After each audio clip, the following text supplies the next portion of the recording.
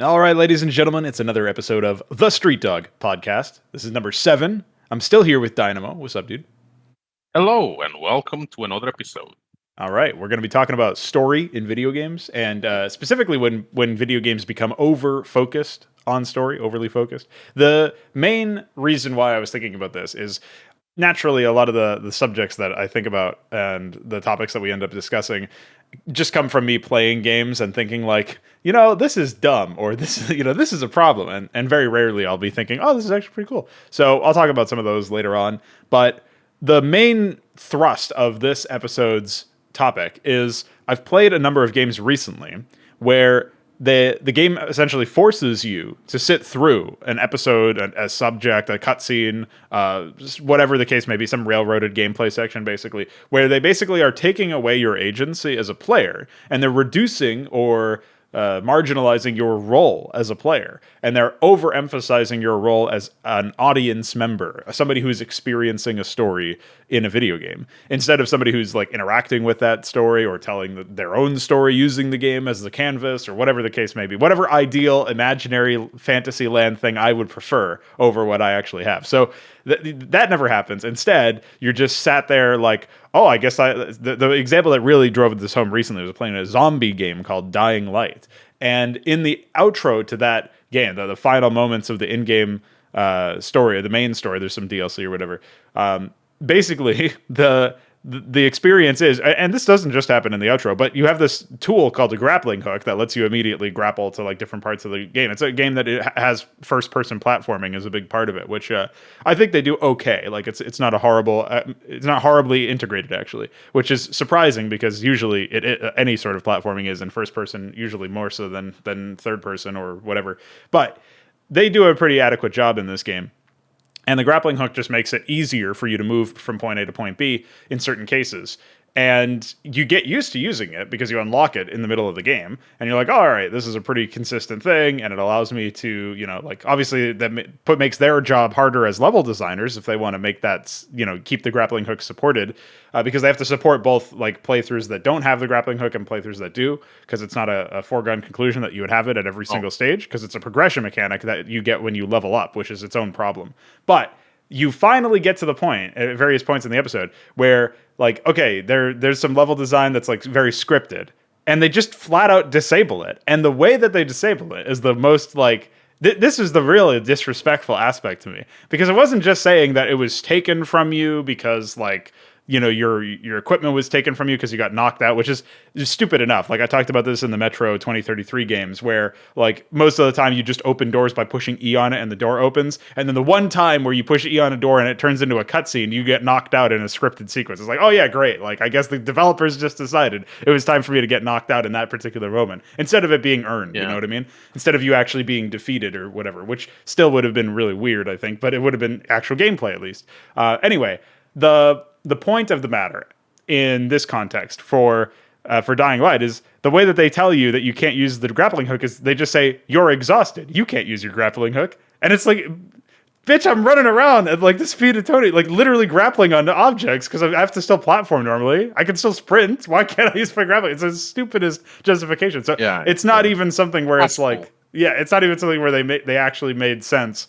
Or they did the work to justify it, even though it would have still been a negative gameplay experience. At least I wouldn't have been slapped upside the head with like dumb justification like that. So that's what really drove it home. That's the real reason why I have had a bit of a chip on my shoulder. Now, this was like weeks ago now, because unfortunately my scheduling was such that we couldn't get this episode out earlier. But now that the dust is settled and I've played a little bit more of that game and actually finished it, and had some time to stew on it, it also made me think of a bunch of other cases where the developers just decide, all right, in this particular section, the player is an audience member or a cameraman or whatever. They're not a player, is the bottom line.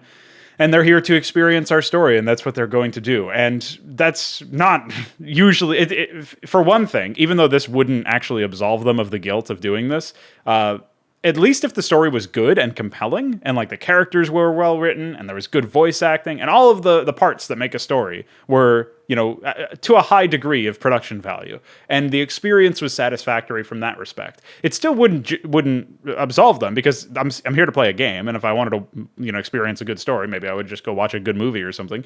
But Mhm. at least there's something of value here. But there isn't usually, because I think you can speak to this yourself from the limited amount of games that you've played that have had this story focus. Most of them don't have compelling stories, even if you didn't Definitely. complete them or whatever. They usually end up having like there's a reason for a game that either of us have not completed. Like obviously Deus Ex is the classic example where I played for I think I played for a little under 10 hours, which is way more than I thought I would last, way longer than I thought I would last. And that game was just like just talk to this guy and then have this like 5 to 10 minute dialogue sequence that like for some reason people think is a reasonable thing to do in a game when really I'm supposed to just be shooting and running around and like exploring and doing stuff in a video game. Instead I just have to sit here for 10 minutes and read it, take in dialogue. So like pacing issues galore, actual production value issues galore, where it's just like bad voice acting or poorly directed voice acting, we'll say, or whatever the case may be. Just poor writing as well, like where it's just slapstick. All that stuff aside, again, we can attack this from a couple of different angles. We can attack this from the angle of like, what's the deal with like the why are they always so bad at writing stories, or we can attack this from the angle of why I include the story to begin with. And I kind of wanted to start by talking about some of the older games, which obviously you're a bit more of a specialist in than I am. But we both played Doom. Obviously, you were in the middle of the playthrough for that, the Command and Conquer Hmm. style playthroughs, where you were basically doing a cast over live while we were actually doing the playthroughs. When I was playing Doom, I was struck by how it was still very easy to be immersed in the world, you could say, despite the fact that there was very little story. And I don't think that this is the only way that you can have an immersive world, that you can have a story that's I would say, well integrated or adequately integrated into the game itself. But that's an area where the player themselves is handling all of the gameplay and all the expression, and it's not really gimmicked by like, oh, you entered into this room and this is a boss, but the boss doesn't like you having the BFG, so we're going to take that away from you just arbitrarily. Like, there's never anything like that. Some of the expansion levels of I think the second game were really weird with all the lava and stuff, but that was more of like a level design specific issue, and it wasn't like the story just decided, because of the story you can't use your grappling hook, some equivalent like Yeah. that. So can we talk? Can you talk to me a little bit about like some of the? Obviously, there's some information about the game's development, but your take overall on story in some of these older games, and maybe where you think some of these developers lost the plot, so to speak, and started going way too like aggressive with sharing their story to the player. Well, when it comes to old games, it has to be kept in mind that many of them obviously followed the same. By old games, obviously, I'm talking about the games from the early 90s, but even the late 90s, for example. Many of them were still pretty much firmly attached to the game design that was found in the 80s, which was dominated by arcade games. Arcade games, by definitions, are games where you basically need to get to the point immediately. There is very little in the way of introductions and stuff. Most arcade games only have a screen before you play where they explain the controls to you, and then you get to play immediately. There's no cutscene, there's nothing like that. So many games in that time were still they were still very, very closely adhering to those games from even before. But I think what changed is that when it comes to games like Half-Life, other games that were played, they decided to keep the same genre, so they decided to keep some of the same gameplay elements, in this case, a first-person shooter. But what changed is that they wanted to make it feel immersive by injecting cinematic elements. So the idea is that you are basically part of a movie, not just of a game. This is something we have discussed several times already. But I feel like the reason so many early games don't have this aspect, even if there's still games that are very text heavy, like all the adventure games, for example, the point and click adventure games from the early 90s. But still, many of them end up feeling more like games than they do like movies overall. And I think the reason is, again, to be found in the fact that so many of them decided to go for this cinematic approach eventually. Like they were basically just ripping up movies. For example, we did a podcast on the GTA games, and the GTA games are completely guilty of that. Where from the moment they went 3D, they just started ripping off movie scenes in their Yes. cuts. So when it comes to a game like Doom, on the other hand, whereas during the development phase for the game, the design document that was made for it was definitely way different from what the final game ended up having in it. So it was, I don't want to say more story heavy. It was more just trying to be a quote unquote simulation experience. So it was going to have way more environmental, like, I don't know, set pieces, environmental tools that you can use to your advantage, or just to immerse yourself in the story. So, for example, it was going to have computers that you can use. It was going to have some NPCs that you can rescue. It was going to have like specific items that do something very specific in a level instead of just generic keys for every level. But that didn't end up happening because most of the development team just didn't agree. They just wanted another straight shooter in the same vein as Wolfenstein 3D, which itself was originally supposed to be a stealth game before it became an FPS. Right, yeah. So I guess that more than anything, that really just sums up the attitude at the time among game developers, where many of them just didn't really want to create movies. They wanted to create video games. They wanted to create an experience where you sit down and play immediately. Like, even today, if you fire up pretty much almost any Doom mod, like, the moment you hit the new game button, you're instantly playing. Like, you may be facing an enemy 5 seconds into the level, for example. Whereas Sure, yeah. I don't think that's something that happens in any game released commercially these days. Yeah, so I actually have one counter example that I discovered recently, which is a game called Synthetic, and they have a K instead of a C. But it's basically this like top-down sort of. It's almost like a shoot 'em up. It's almost like a bullet hell, but it has some roguelike elements. It has some progression elements. So obviously, it's just one of those like weird games that is difficult to classify in terms of its genre, but. The thing that they do that I'm very excited about is that you push play and you're in the level with like 1 second loading time.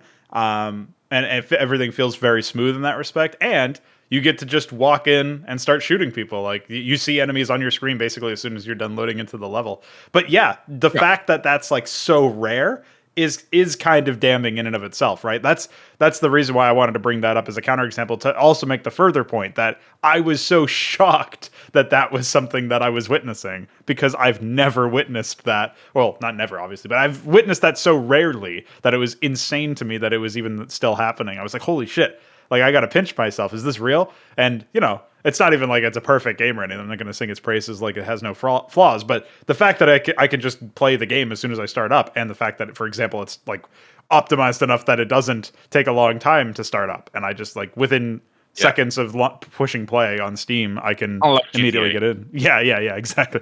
Unlike GTA, where I need to plan my morning coffee around whether or not the game will start up, and just I guess I'll just like I'll do this and then I'll take a shower, and then by the time I'm done with the shower, it'll be mostly done. Like that game is ridiculous. The fifth game anyway in terms of loading times. So yeah.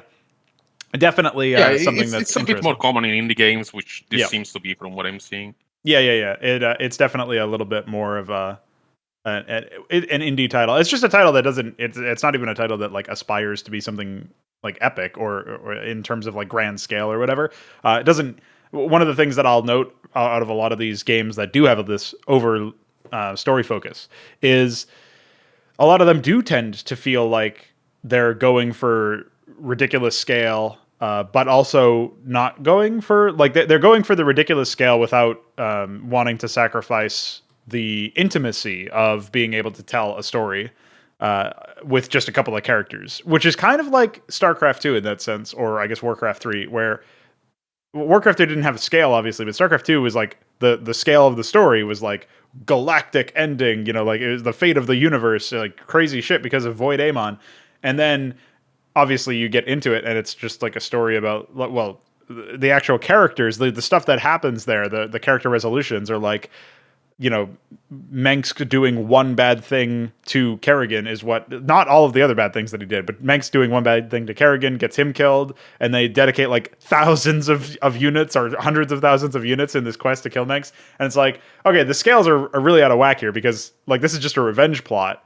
And you're sacrificing like millions of lives potentially. Like, what the fuck? It's ridiculous. And so like they don't really ever marry the two very well. And that's where I talk about integration. I was trying to talk about like how do we get a game that actually integrates the story in a positive way, where you walk in, and when you're experiencing the game, when you're playing the game, like in StarCraft 2's case, and you're training thousands of units over the course of the campaign, when you tap back into the story, you shouldn't be just like slapped across the face and told like you're an idiot because actually this whole time it was Kerrigan just on a revenge plot. Like that doesn't really make sense. So how do we make it so that these are actually integrated well? And I feel like the reason why you were talking about the developers of these these much older games, the classic FPSs, for example, wanted to make a game and a gaming experience, and they put that over the story.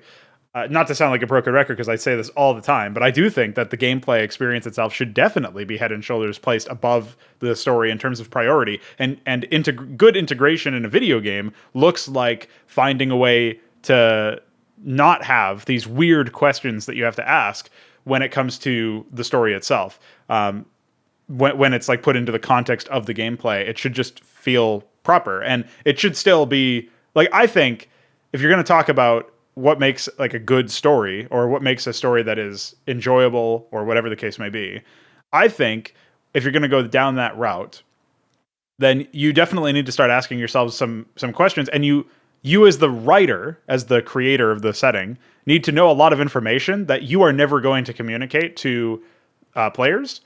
And you're also going to need you need to know the reason behind all of the elements that are happening in your story, but you need to have the restraint to not exposition everybody. And I feel like that restraint is never enacted in the case of actual games. I see this restraint all the time in movies, where you have a movie and it might take place on a foreign world, or TV series or whatever. It might take place in this area that people don't have a lot of conventional knowledge of lying around. It might take place maybe in some area that like some people know. Like I recently watched a TV series that's set in Iceland, and like I don't know Icelandic culture. I don't even know like the language they're speaking. I don't know basic things about them. But I don't need to be told like expositioned every single thing along the way to understand it. I can intuit certain things, and if I trust that the developers of the story, the writers of the story, are intelligent with the way that they're doing their world building, I can also assume that if they're if they're giving me information, it's important,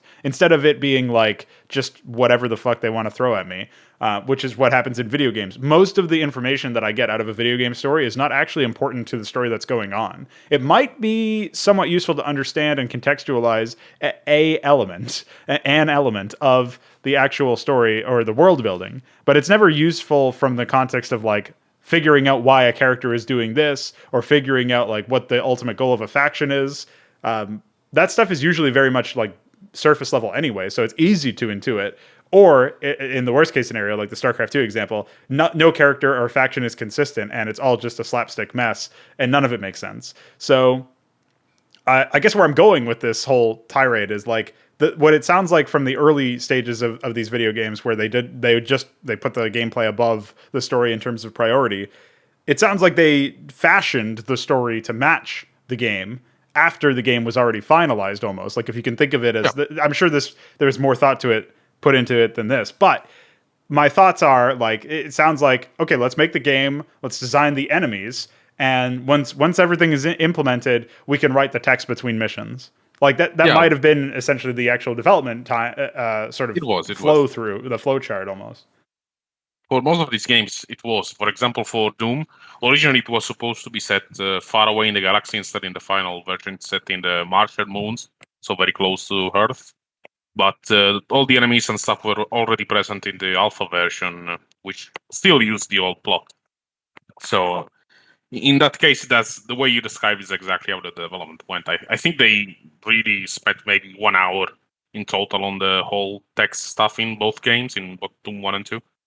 If that. Right, yeah. So, it doesn't seem like it was the most complex writing, I'll put it to you that way. So yeah, it was basically, you just did this, now you're going to this place now. And that's pretty much all that happens. It's the same in Duke 3D, for example, in Quake. Quake even shorter intermissions. I actually wanted to linger a little bit on Duke Nukem, because Duke Nukem is a bit of an interesting case where I see it as a natural evolution of the way that the story itself is integrated, and I'm interested in your thoughts on this idea, because for me, obviously Duke Nukem, the actual character, he has these lines of banter, and it was an attempt to make him more of a character, more of like a recognizable entity in people's minds, and give him some sort of like some sort of something. He has some pizzazz. He has some character traits where he's he's the merc with a mouth or whatever you want to call it as far as a trope goes. He's got a bunch of different like some different characterization associated with him that I think is kind of interesting because they found this real estate that, in my opinion, doesn't actually sabotage anything related to the game. And it's what I called banter earlier, where he'll kick somebody to death and have a line about kicking their ass or whatever the case may be. Like I don't know all of the different specific cases, but I remember him having a lot of different lines where he would say something, and it would almost be like on top of an event. It would be in response to player input instead of it being like a long line of dialogue that the player has to sit through. It's like, here's what the character reacts with regards to what the player did. And I think that's it probably wasn't something that they thought massively about in these terms, I imagine, but it's something that works, I think, because it's responding to the player's input just the same way that the enemies respond when you shoot at them, just in the same way that like the environments respond if they're destructible when you shoot at them or when you interact with them by pushing the use button, stuff like that. I feel like they found this real estate where they can essentially have some element that isn't gameplay. Again, it's a voice line that gives you some better appreciation for the world. And maybe if they did that even a little bit more often with maybe some of the enemies doing different, like having different lines if they could speak English in the first place, maybe some of the stuff like that, I don't know. But I do like the idea of playing around with that banter system and coming up with these situations. And I feel like obviously Doom Guy's not even supposed to be able to speak or whatever. I don't know what's going on with him, but like if they could find a way to have those reactions to the player's input, those are the areas where I feel like nowadays they're in modern games, they're almost just marginalized and set to one side and just said like, okay, we'll have some cutesy moments, like when the player smashes something and a character reacts like, why'd you smash that? Like, that'll be a cute moment. But all of the dialogue otherwise is just going to be boring players and having them like sit there and have their mind like rotting because they're just waiting for this cutscene to be over.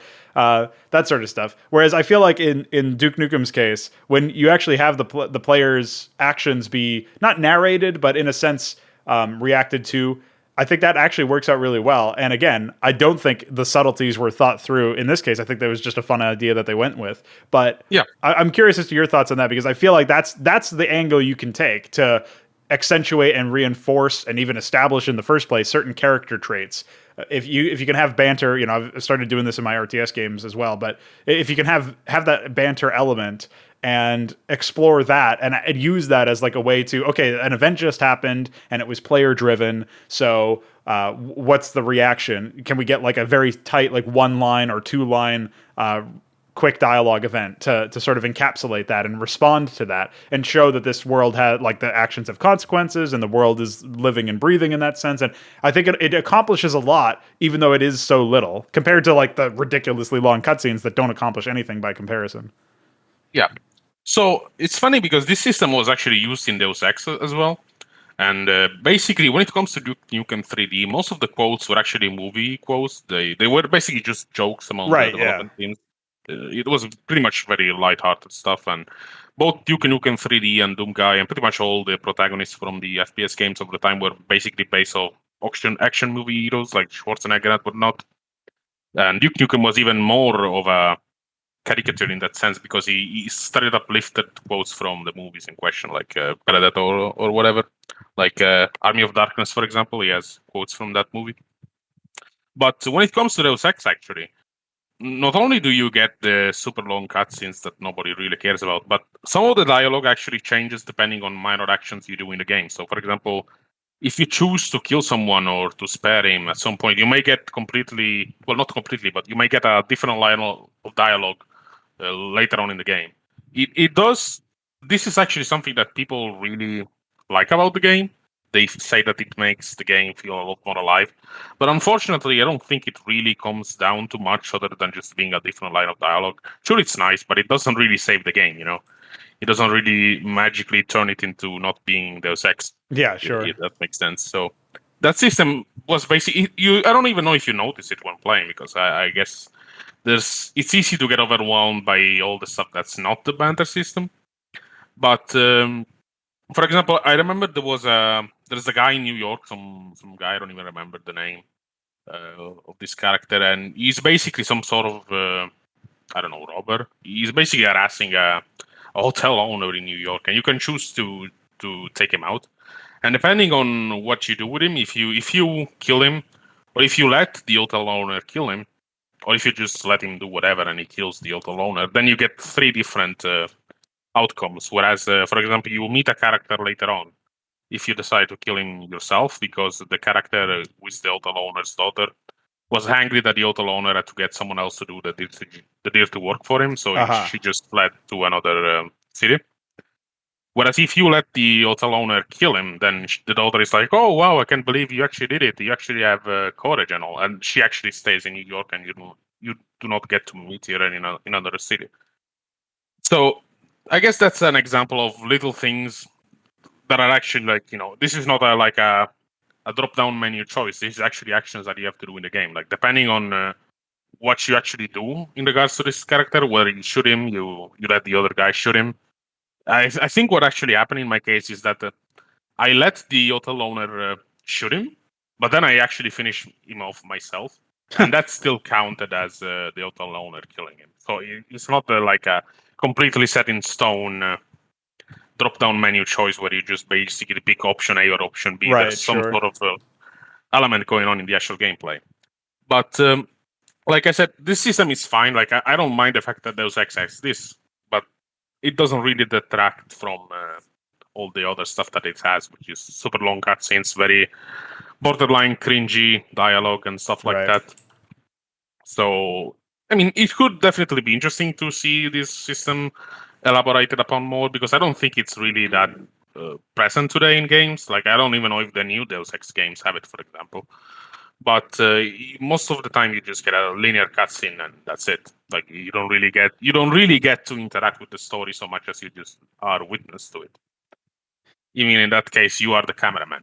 Right, yeah. And that's why I think it being, I don't know if Deus Ex has the banter system in the middle of gameplay in the same way, or if it just ends up like the system you're describing where it modifies the certain options that are available to you at a later time. But I think that implementing it the way that obviously Duke Nukem did, where it's just some lines as a response to what the player has done, it's actually like this sounds really dumb considering the context, but I imagine a lot of players who maybe hadn't experienced that before, but especially just I think in general, myself who I've played probably hundreds of games, if not thousands at this point, like when I play Duke Nukem and the guy is like, saying some dumb movie line after I've executed somebody, it's like, oh, that's pretty cool actually. Like even I felt a little bit more immersed, despite the fact that this is by no means a new novel system to me. If anything, the novelty is, holy shit, I can't, like, it's something where they actually put effort into, you know, uh, they found a way to again have that immersion, have that world building, if you will, the character building stuff, and reinforcing the trope of this character, or the trait, I guess, of this character being based off of action movie stars. They found a way to do that without beating me over the head with it in like an area where it was the only element. I think what sold it was in response to a player-driven, event, and it was also not the only thing. It didn't pause so that he could deliver his line. It didn't like he didn't have to say it in a cutscene somewhere. He was able to, like, basically the opposite of obviously Duke Nukem Forever, which took a more cinematic approach, unfortunately. Yeah. That sort of thing. You know what I mean? I think that's the difference here, is that Deus Ex, the choices or the player responses or whatever, the things that are in response to players and what they've done, it is all, maybe not all, but a significant part of it seems to be shit that's happened in cutscenes or dialogue events, and not stuff that's happened in the middle of gameplay. And that's where it's like difficult for me to take notice of different actions or different outcomes or a call and response type system, because you're right, it's not, at least it isn't some point A, point B, like drop down menu choice where your immersion is really tested at that point, because you're literally just interacting with UI to decide what you want to do, similar to like Mass Effect and all those other games that are more dialogue choice driven. Yeah, sure, that is nice because it's more about an action, but that's stuff you only notice if somebody tells you about it, or like, so that's like external to the game, or if you have like say you've gone through and played the game multiple times, and I'm never playing Deus Ex multiple times, so I'm never going to notice that stuff. You know what I mean? Yeah. Whereas in Duke Nukem, you can't ignore it. He says it in the middle of every playthrough, and it's much simpler and takes up less space. We'll say it keeps room for other gameplay elements. Like it doesn't overly distract. That's why I emphasize the fact that it's like one line or two lines even in the RTS context, where I'm making this for my maps, my custom scenarios have I've been experimenting now with, like, you kill an enemy's expansion, or you defeat, like, you slay 100 of their units or something. I'm figuring out what the conditions should be for these actions to be responded to. But when I find out some condition that feels proper and play around with it, and then in game it happens, it is just one or two lines. It's an exchange between whoever is currently on top, according to the context of the dialogue line, and whoever's just been had in some way. And the way that sort of it serves as more space for me to explore these characters and maybe the factions that they're in, like depending on what they talk about with their command structure and stuff.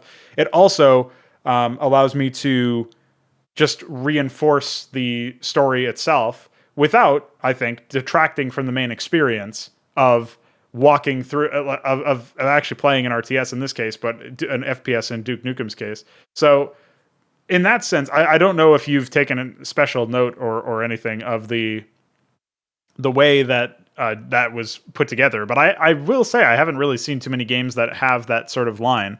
Like there are games out there that have, I guess, transmissions or like lines of dialogue, or obviously there's like the groan in pain sound effects when you take damage or whatever. But it doesn't ever feel like who you're controlling is anything other than whatever you're making them do, until there's a cutscene and then they have an agency all of a sudden.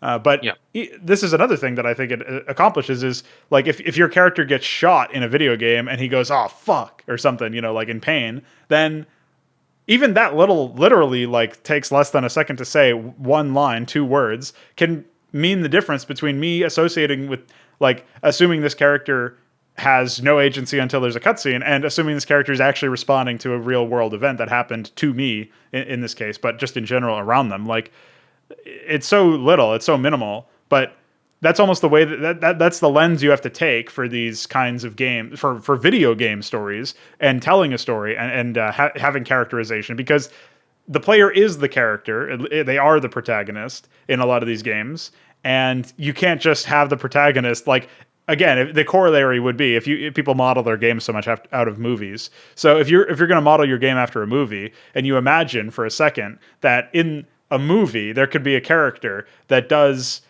nothing for nothing of their own accord, and it's just sort of mind controlled, if you will, for like the first act, and then they have a cutscene where they have the agency again, and the whiplash between the two of them would be so crazy, and nobody would take it seriously. And yet, for some reason, people think it's reasonable to have players undergo that whiplash in the middle of, like, again, cutscenes where the character does things and things happen to the character that the player has no control over, versus the gameplay where the player has complete control. And people have just almost like swept this issue under the rug and said, like, yeah, we're just not going to deal with it.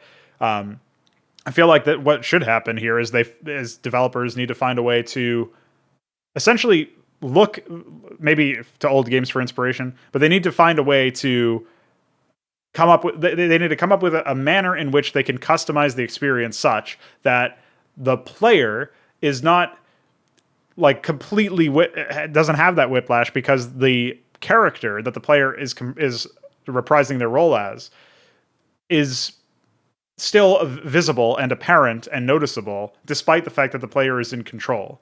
And I don't think it's that arcane or difficult to do. I think it's quite easy, as evidenced by Duke Nukem, which is obviously comedic, and when you're dealing with comedy, obviously the barrier of entry is a little bit lower and the margin of error is wider, so you can kind of do whatever you want by comparison.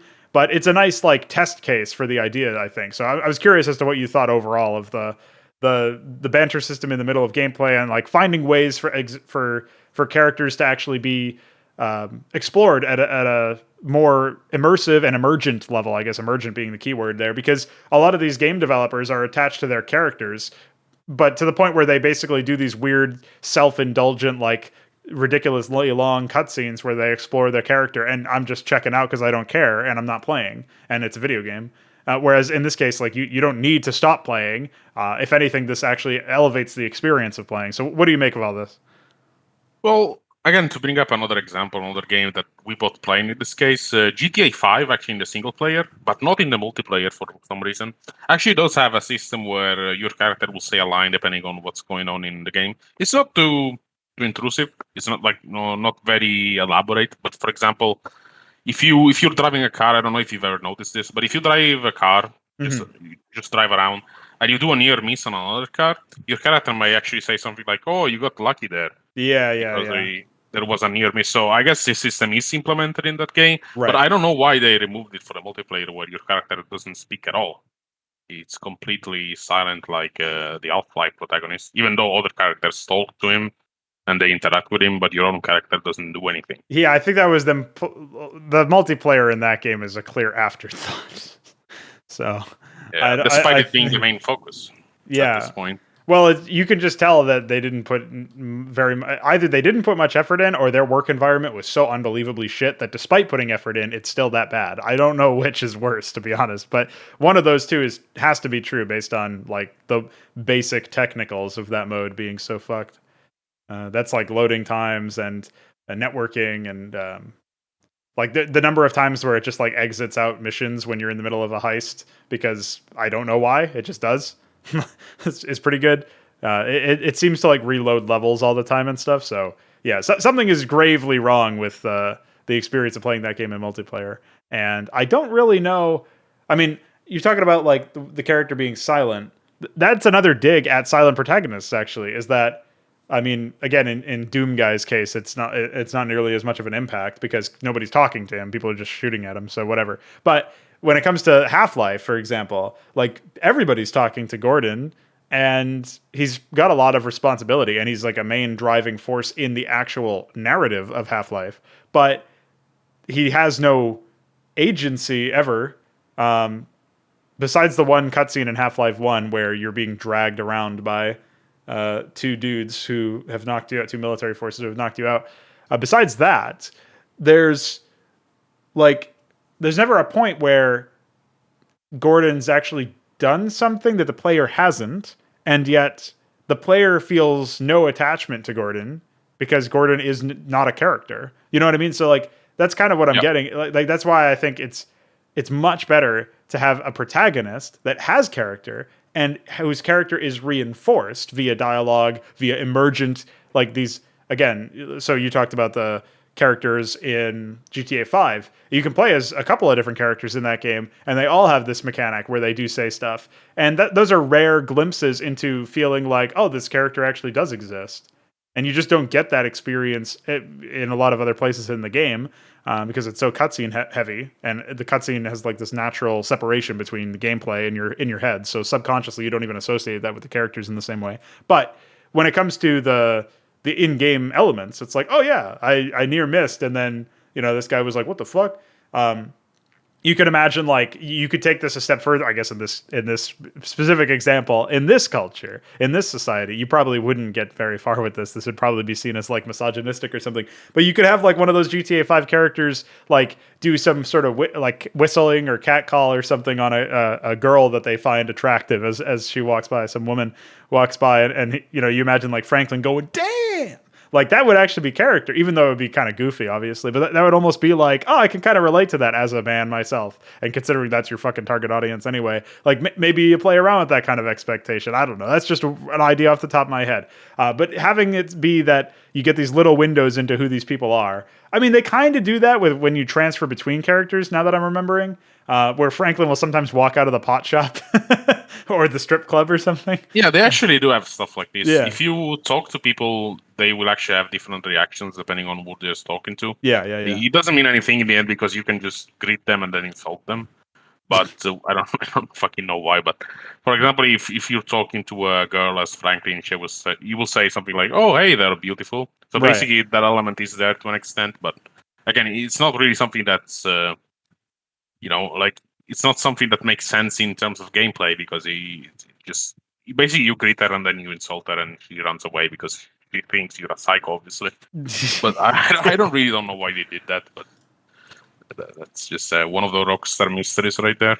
Yeah, sure. And again, the other element to this is like, I don't think you need. I don't know if the system would even be massively compatible with GTA because there's not really that. As paradoxical as this sounds, there's not really that many things you can do in that game. So there's not really, by extension, there's not really that many events that the player can do that can then stir a reaction from somebody. But the near miss in the cars is fine, and I think it's a nice another test case where it does feel like, oh shit, yeah, I just put that guy's life in danger for a second. You forget that he's just pixels on a screen, and that's what the whole point of like. That's how you know you've experienced something good. It's the same way in movies. Like, this is a set with cameras with a bunch of CGI in the background, usually in the modern age, with actors who are being paid a ridiculous amount of money to wear different clothes, outfits, maybe have a different accent, and like all this. You can like break it down to all the base elements that are going on. But you never think about that when you're watching a good movie, and I would even argue an adequate movie at this point. Like the basic thing you can do as a filmmaker is breach that because it's so like culturally understood, like it's an accepted little form of escapism and a departure from the normal reality. So we're used to that. We're actually used to having our suspension of disbelief held up at a certain level when it comes to movies. And a particularly bad dialogue line that takes us out of it, or a ridiculous plot point or something, that will jeopardize it a lot more than anything else. I think even basic issues with your set, like a Starbucks cup on Game of Thrones or whatever, like people won't always notice that, and if they do notice it, they'll be like, oh, that was just a mistake, and then like move on. I don't necessarily agree with the ease of which people get away with stuff like that, because that is pretty bad, but at the same time, like, okay, well, whatever, it happened, and then you move on. Like, eventually you just continue on with experiencing the story, and the problem is, like, games don't have that same, they haven't reached that same level of maturity, I guess, where they haven't, like, people haven't figured out the medium, I think. And you can tell that because they still try to copy and ape elements from film, and it just doesn't work when you're sitting here watching a film's worth of cutscenes. And as we referenced earlier, the production value is never as good. The actual writing is never as good. So just leave that to the professionals, yeah? And then they don't, obviously. But it would be nice, I think, if we had more people exploring these emergent ways of at least doing character building. I think you can do this with world building as well, where you can have obviously like a player-driven rather event that happens. Like the player takes some sort of action, and the world responds in a different way. So the different factions will respond in a different way, or different other characters will. At some point, when you have this embedded at such a deep level and integrated so well, you're eventually going to get to the point where there's no difference between a player-driven event shedding more light on a character and a player-driven event shedding light on the world itself and how it works. And that obviously depends on how much freedom you give the player. The more freedom, the more events they can do. Therefore, the more writing you have to do for these emergent dialogues and stuff. But I don't think you have to worry about going the Deus Ex route necessarily if you can just have it sounds almost reductionist, but you can just have a couple of dialogue lines that play. You can have a couple of responses, a couple of exchanges that you've written, and as long as they all accomplish something, maybe you just randomize between them, or maybe you have like certain ones when it's only happened a few times, and then another set that only happens when you've already done the same action like 10 times and they're getting tired of you doing it or whatever. You can imagine so many different things in just with those basic rules, and you can explore a lot of things. And I'm just wondering why it hasn't really been explored, you know what I mean? And especially since something it's literally been in the games, sort of the DNA of video games. It's been in there for quite a while now, since Duke Nukem, since Deus Ex to some degree. So these player-driven elements finding responses, it seems like we should have had them be more ingrained in video games a lot sooner, from a much earlier stage. I don't know what you think of this, of other ways perhaps that you could do this sort of world building for the same benefit, but it's just weird to me that there's not some further path. You know what I mean? Like it's weird to me that we're still looking at examples like very flawed examples or limited examples in modern games like GTA 5, and then very basic examples that would be easy to copy and paste into other games from games like Duke Nukem. Why aren't there just like a million other examples of this sort of thing happening? You know what I mean? So I guess I don't know if it's even a question that's possible to answer, but maybe you have some thoughts from where to go from here. I don't know. Like again, I have not played too many modern games that have story, so I'm not really sure if there's maybe some that I haven't played that actually employ this. Mm-hmm. But I always think about some of the games you stream, like for example, Life is Strange, which is entirely an entirely Yeah. dialogue-oriented game. From what I remember. I think it has a bunch of puzzles, but that's pretty much it. I'm not. And I don't even remember if there was gameplay in that game too. Those games were mostly for because we knew they would be bad. That's when you're like watching a bad B movie. You know what I mean? It's the same experience, except in this case, it actually was like a bad B movie because there wasn't even any gameplay. So yeah, that's actually pretty impressive. Um, yeah, yeah, but and yeah, I know what you're talking about. So you mostly associate story with like games that to the point where there is no gameplay. They overly focus on it. yeah, pretty much like games like Life is Strange or even Deus Ex. To be honest, all games that again people find it really easy to get immersed into those games. Deus Ex is considered to be one of the best games ever made, and I'm pretty sure Life is Strange has a pretty positive reception as well. Like it's not one of those. It's not like Bad Rats or whatever, where it's one of those games where everyone knows it's bad. I'm pretty sure Life is Strange has been acclaimed and stuff. There are So some psychos who, well, a lot of people who seem to appreciate the game for some reason. Yeah, I don't know why. yeah, I really couldn't tell you. I'm just checking, for example, on Steam, the reviews for Life is Strange Episode 1, released in 2015. Reviews, there's over 150 reviews, and 96 of them are positive. So Steam gives overwhelmingly positive reviews. Like I don't know exactly what's going on there. I guess people just like.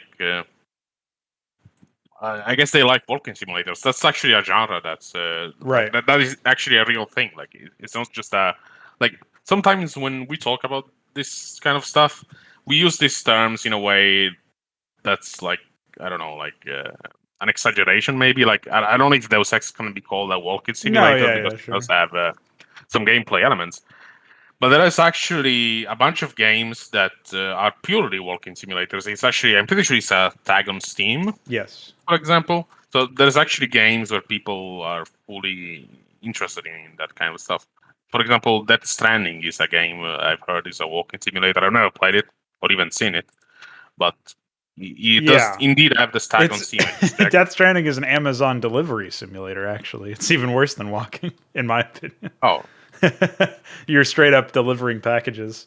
Um, there's some whack things in that game in general. I haven't played it myself either. I've mostly just seen it, but it's definitely like the quintessential example of a game that is more an interactive experience than a conventional video game. And that actually does bring me to another topic entirely of labeling these games and trying to be honest with your labels. I think it's really weird that we're still calling games like Life is Strange games because, or like What Remains of Edith Finch, or I think the Stanley Parable might be another one, where there's like these are interactive experiences because the player is doing something, but they're not video games. I feel like we have like a poverty of words to describe these kinds of things because, like, for my money, if you're gonna say that you have a video game on display here, like there needs to be some the game aspect, the interactive aspect, has to be the dominant force by definition almost. And I don't think it works very well when you mix and match. But even setting aside qualitative statements, right? If you just look at what the software actually is, it can't really be called a game in the same way because your goal is just to get to the end of the story instead of your goal being to kill the enemies or to defeat your opponent tactically or whatever the game might actually have. Like when you have Life is Strange, there's not really even an opportunity for failure in that game by the same degree. You're just repeating the same. Like if you fail something, you just repeat it with no consequence really. Now that's a very weird case. So those cases are becoming more common. The game as the genre or whatever you want to call it, the medium of walking simulators is being explored further. But I feel like we definitely should have a different label for those games, right? Because walking simulator is fine, I suppose, but it comes with it this qualitative judgment, I think, that's kind of intrinsic, where there's a value judgment implicit in saying walking simulator, where people who don't like walking simulators are just going to use that derogatorily, pejoratively, we'll say, and then people who are a little bit more partial to them will avoid using the term because of the fact that it's used by detractors as a almost like a way to say, hey, this game is bad because it's a walking simulator. I feel like we need a term that's interactive software, almost like it sounds very fucking. What's the term? It sounds like It sounds like Orwellian it shouldn't almost. be needed, but Yeah. considering all the games that definitely don't qualify as being interactive, then it's pretty. It's starting to feel like those games are becoming more and more common. Although I don't think they will ever be the majority. No, Like if you I look don't at think they'll be the majority, but I also think that with VR becoming more popular, although it's still far from being dominant as well, that medium that unlocks a different way to experience stories where maybe the people who have been pushing the envelope by having games like Life is Strange or What Remains of Edith Finch can move into more dedicated, like, okay, this isn't a game, this is just, a story. I will say, I think it is a little ridiculous that games like, again, games in air quotes in this case, like Life is Strange, have reached such critical acclaim because I think the quality of their writing is terrible. But that's setting it to that's like that's its own argument. If you're going to talk about whether or not the genre should be allowed to exist or whatever you want to say, like, I think it's fine to have games that have that element, but the problem for me comes from calling them video games in the same way, because it's not like this argument from labels is not really the same thing as saying, like, well, you can't call this game an RTS because it doesn't have like real-time strategy elements or whatever. In this case, it's you can't even equate it to a game, because the fundamental goal of playing of booting up this interactive software is not to play a game, it's to experience a story. And so I don't I don't really know how we put that together, or how if it's even possible to have a useful, productive discussion about separating them out label wise. But it does feel like there's somebody playing fast and loose with definitions to the point where it is actually being disruptive towards general discourse. When you talk about, like, what's your favorite game, and they say this thing that's not a game. Again, I'm not trying to say that from a pejorative, like, oh, look at this shitty product. I do think that a lot of these games or a lot of these products have low quality, but regardless of my personal opinion, like, it's almost a matter of fact at this point that this isn't a game by conventional standards. So I do feel like that also muddies the waters when we're discussing a lot of this stuff, because the reason why I think it's important to have this distinction is when we're talking about games that are overly focused on story, we're actually not talking about walking simulators. We're not talking about, Life is Strange or anything, because those don't even qualify as games for the base conversation to take place. So yeah. in that case, the story is the whole point, and we can criticize them in a different way, obviously, but there's plenty to criticize.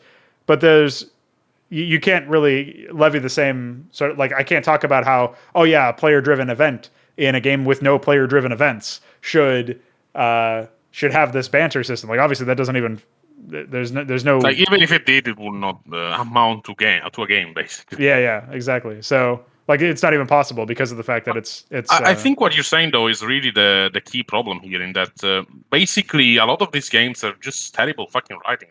Like they don't have any gameplay, but the writing is terrible. Like, I don't know if you've ever played Heavy Rain. I don't think you have. It's I pretty much. don't think so. I always confuse that game with Alan Wake. Is that the game where it ends with some guy screaming about balloons? I don't know, but I've seen some. It's basically an interactive movie, Yeah, and I've okay. seen some footage of it, and it's absolutely, like, extremely terrible. Like, there's the writing is embarrassing. The story is just a disaster, and it's one of those games that tries to be way deeper than it really is. Sure, But many yeah. people actually liked it. Like, it was one of the best-selling games for PS3, I think. Like, it's considered to be this masterpiece by many, even though it's also a widely mocked game. I think it's a way more polarizing game than Life is Strange, at least from what I know. Okay. But again, the whole point is that even if games like this actually add, like, if games like this want to be, they're not going to be games in the way we understand games to be. which is fine. Like you said, like people can make whatever they want to. We're not judging people for the kind of product they want to make as long as the product is high quality. But the problem is that as storylines, they're fucking terrible. It's not a high quality story. It's not a meaningful way to make a story. It's just I think it's pretty much what Mask used to say time ago, where many game writers has pretty much failed move writers. So in the movie scene, they would not get anywhere. But because the standards in the game scene are so low, people like this are able to actually make stuff that's acclaimed, even though if it were a movie, it would be torn to shreds by Yes, critics yeah. immediately. Yeah, that's exactly the case. And this is a problem that, so I actually think it's kind of an interesting tangent to go down, because when you're talking about these walking simulator games, or whatever you would want to call them, that the movie games, the games that, again, I do wish we had better terms to describe it, but basically like games like Life is Strange, where the whole point is to experience a story. At least if the story was worth experiencing, that would be one thing to have in its back pocket. Um, I think the product is just so low grade that it doesn't even matter. It doesn't even enter into the discussion. But the idea that the idea that you have so a story driven experience, and then the story itself is not good, that's very different than, I think, something like Dying Light, which I referenced earlier, or any of these other games like Deus Ex that have had stories. Like, even those stories, in my opinion, are not very good and don't speak to me and don't inspire me and don't have anything like real. Like, they might have some neat elements, but just like StarCraft 1, where the story is really bad, the premise can be compelling and interesting and you can explore that, but it's all down to the execution. And I never think that the execution is good in any of the games that I play, really. Like, there's always some really obvious issue. Even if the execution can be good in like one specific area, it's never holistically competent enough to get past the base level of like, I can this is a very short tangent, but there's a thing a while ago that I tried to talk about, where so every story has these moments, and if you're invested at all in the story, even if you think that there are some really stupid elements of it, the story, when it hits some of these really epic moments, it will transcend for a moment the boundaries, or the shackles of basic, the drudgery of normality, I guess you could say. Like, it'll feel bigger than it actually is, like you were describing this Heavy Rain game. If you're invested in a story and it gets to a very big moment, there can be these really compelling feelings that surge from that, and it can feel this climactic experience where you're like, oh, you're experiencing this epic moment of the story. And when I'm writing a story, there are these epic moments, but I try not to make it so that you have to turn your brain off to certain elements in order to enjoy those moments. It sounds almost weird, but I want to have a guilt-free moment where you don't have to say that moment was epic, but there's the stupid shit that led up to it, and like it wasn't earned or whatever. You know what I mean? So that's a very basic way to explain it. And going back to the basic game stories that we talk about, like Dying Light or whatever, that aren't walking simulators, they have actual gameplay, but maybe they just don't integrate their story very well. I think the problem there is usually that the story itself is so like aimless and difficult to like basically they have these high concept ideas for story, but they don't have the ability to deliver upon what would be necessary to have them be satisfactory. And that's where you can tell like a game is trying too hard, but doesn't have the budget or the competence behind the writers, more likely, to really hit there. Like, I've experienced some movies and TV shows where I've looked at some moment, maybe like their climactic final episode of a TV series or something, and I've thought like, oh man, they didn't have the budget for this. Like, they were trying, but they didn't have the budget. And at the end of the day, I think that's actually a failure of the writers to take into account the resources that they have. But okay, whatever, you can still say at least they were trying. I don't really know what the fuck the game developers are trying to do by comparison. They have this poverty of creativity, or this poverty of writing. Something is going on where it's not really down to budget, because you don't need budget to write a good story.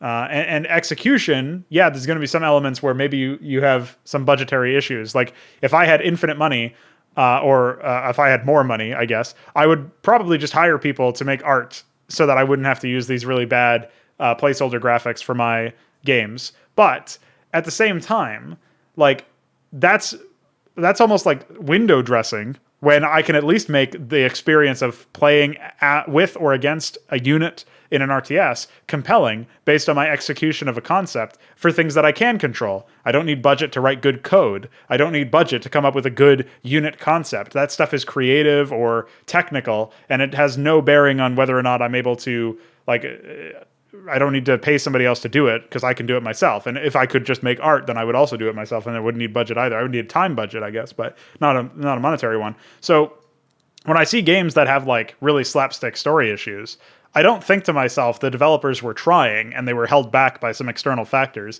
unless maybe I find out that the game was exceptionally rushed and the story just wasn't finished before they actually started like developing key elements, which I guess is actually true again of StarCraft 1, where a lot of the cutscenes were made before the story was finalized, before the game was finalized, which is why you have like units that aren't even in the game, and then like beta attacks that were removed and replaced with something else later on, like crazy shit. So there's stuff like that happens, but for the most part, it's like when you come in on this, what do you think is actually holding these stories back? Because again, why to state it another way, why do you think these game stories are actually so bad in their execution? Because I don't think ideas matter as much. I think it's really all about how you execute on them. So, like, what in your opinion, for some of the games that you have played, or at least some of the stories you've seen footage of maybe or something in video games, like, why do you think they all end up falling so flat?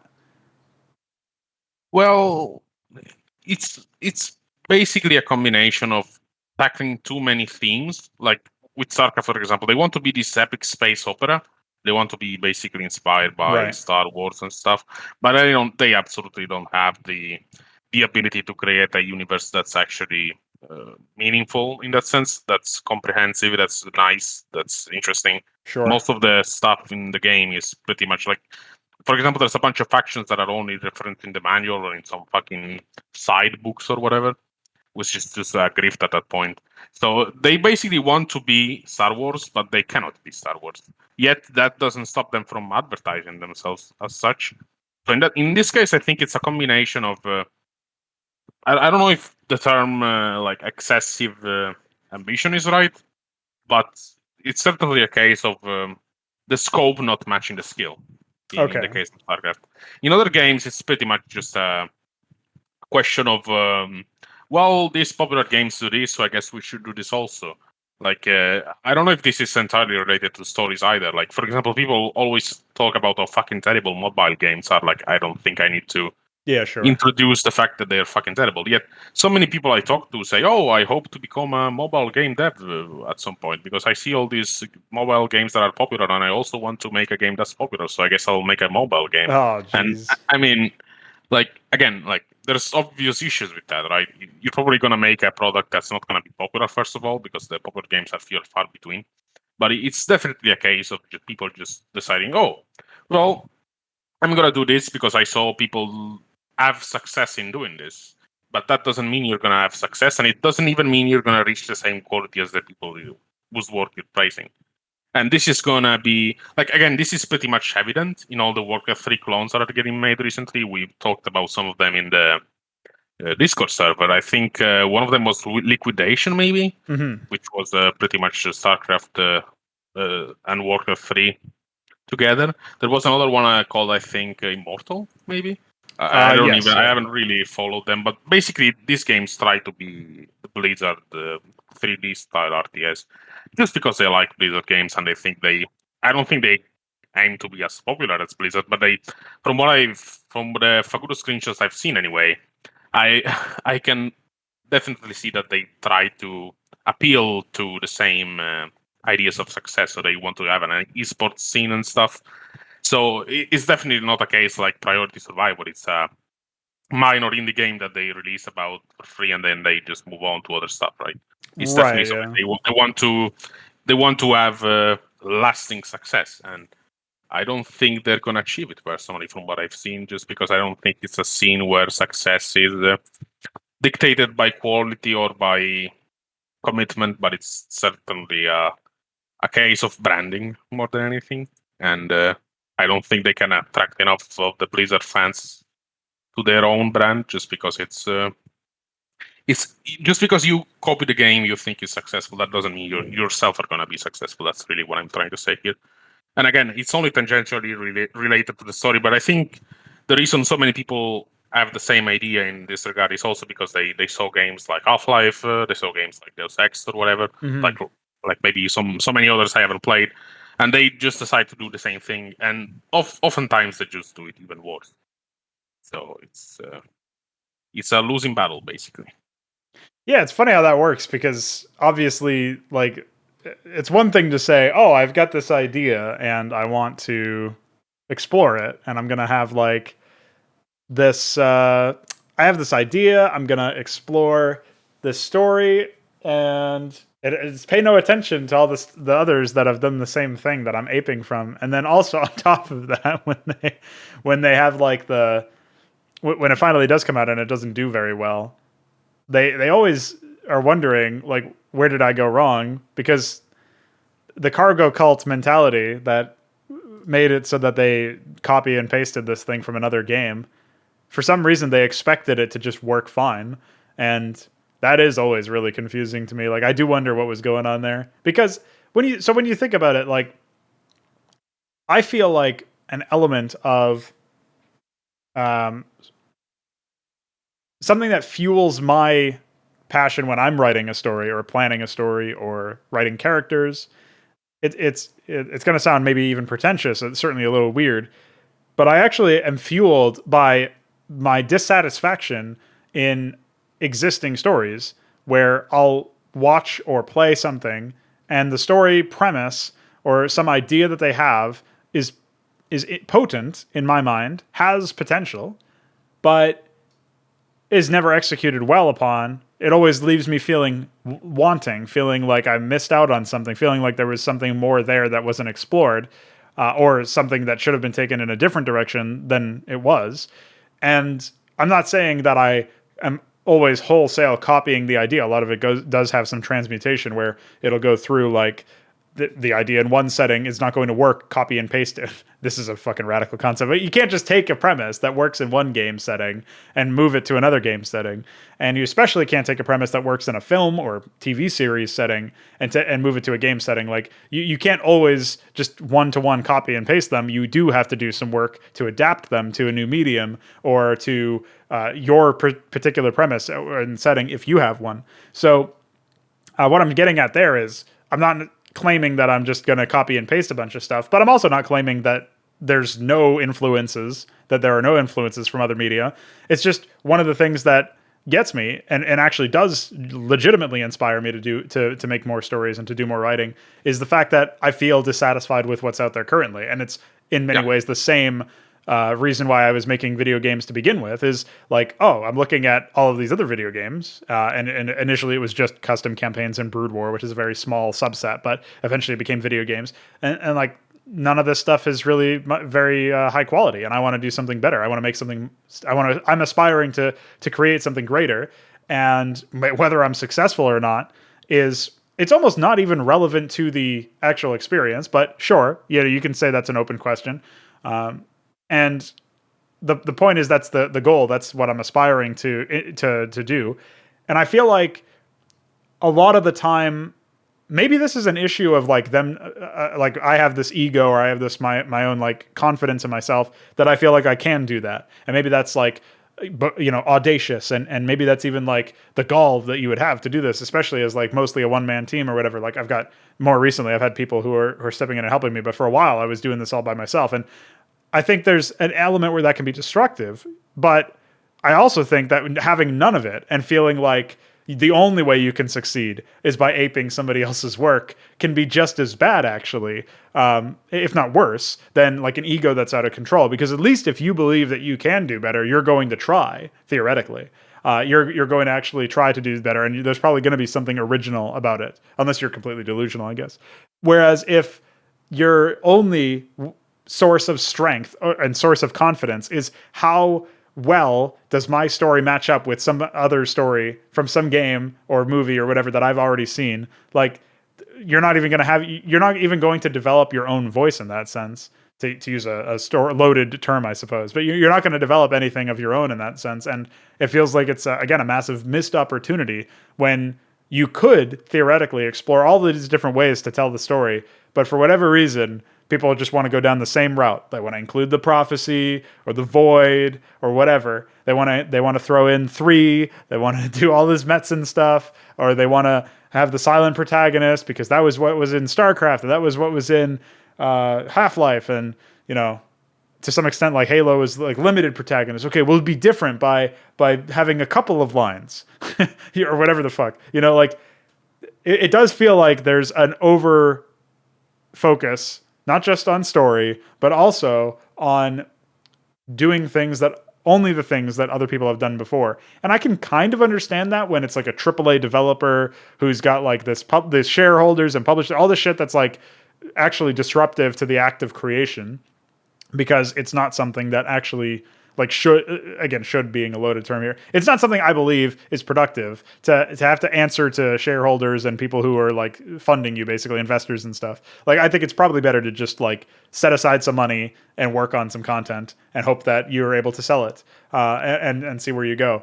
Or do that alongside another job. I mean, whatever the case may be, whatever you have to do to make ends meet, that's probably where it makes more sense, the independent approach. Because if you have to answer to shareholders and there's going to be other people who think that they know better than you how to tell your own story or make your own game, that's going to be very disruptive and very distracting. But I understand it in that context. Like, oh, we can't be too risky because we have to answer to our investors.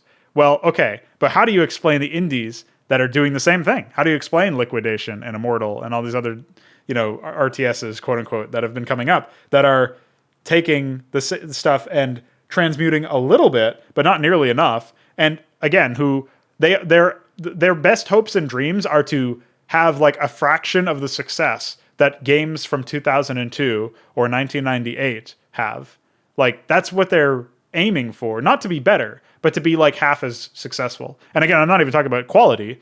They just want the success, it seems, based on what I've, again, Fagudo screenshots, which is ridiculous that we have to say that. Based on our top news provider, Fagudo screenshots.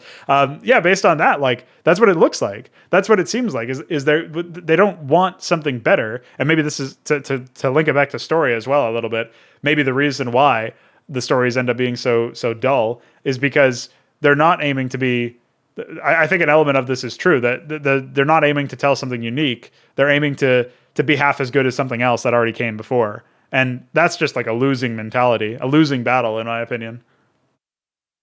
Yeah, absolutely. And again, obviously, I'm not wishing for them not to have success. I hope they can find all the players that they aspire to find. But in a way, like you said, it makes sense why so many people will imitate what other AAA developers or even indie developers are doing. For example, all the roguelite games, pretty much all of them are inspired by the success of just a few titles. Yet there's pretty much a flood of these games at this point on the Steam storefront. So again, I can see why success breeds imitation. Like, it absolutely makes sense. But like I said earlier, that doesn't mean your game will be successful necessarily just because you're copying something that was successful. But the main thing is that, like you said, so many ideas get reiterated, even though they're not necessarily good ideas. But at the same time, I feel like the problem mostly relies on just not being creative enough to set your work apart. So, how many games, for example, are direct copies of Half-Life? And I would say most of them never had even close of the same success as Half-Life. Like, even games like Doom are a lot of imitators. For example, I remember a bunch of games from the early 2000s that pretty much nobody remembers now, but they were all pretty much just copies of Half-Life. But they didn't manage to strike the same success as the game they were imitating. And this is actually something that I saw the other day.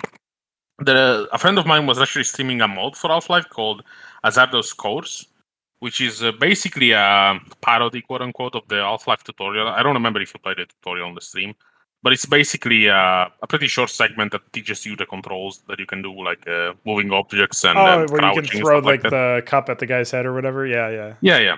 And basically, this mode is basically the tutorial, except everything goes to shit. So during the tutorial, there's all sorts of malfunctions. You need to deal with all sorts of catastrophes. Yeah. Okay. There's no actual aliens, from what I know, or at least from what I've seen, but it's like everything that could go wrong goes wrong. It's pretty funny, and I think it actually fits the game spirit because you add this element of the environment being very hostile to you in Half-Life, which was supposed to be environmental storytelling, I guess. Although it didn't, in my opinion, it didn't really work well in the type of story the game was telling.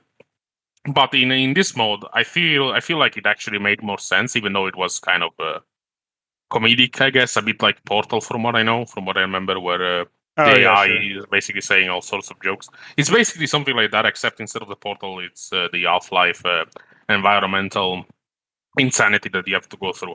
I felt like that was a pretty decent interpretation of that idea.